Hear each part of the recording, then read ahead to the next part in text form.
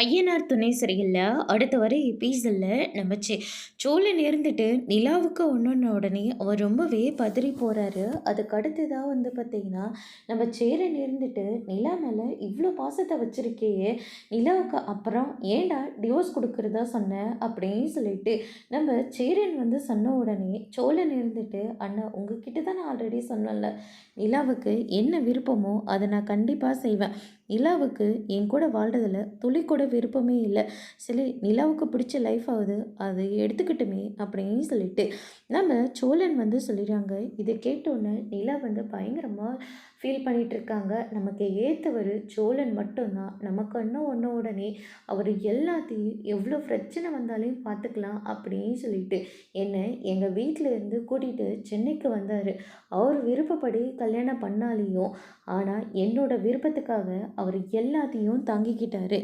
எனக்கு டிவோர்ஸ் உடனே அதுக்கும் சரின்னு சொல்லி அதுக்கும் அவர் ஒத்துழைப்பு கொடுத்துட்ருக்காரு. இப்படி பட்டவர் எனக்கு கண்டிப்பாக லைஃப் பார்ட்னராக கிடைக்கவே மாட்டாங்க. எனக்கு பொருத்தமானவர் சோழன் மட்டும்தான். சோழனால தான் நான் இந்த வீட்டுக்கே வந்தேன்.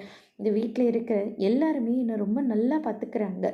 இவங்களை விட வேறு யாருமே என்னை நல்லா பார்த்துக்க முடியாது அப்படின்னு சொல்லிட்டு நிலா இருந்துட்டு, இதுக்கு மேலேயும் சோழனை நம்ம கஷ்டப்படுத்தக்கூடாது அப்படின்னு சொல்லிட்டு அடுத்த நாள் ஆஃபீஸ்க்கு சோழனை கூட்டிக்கிட்டு போகிறாங்க.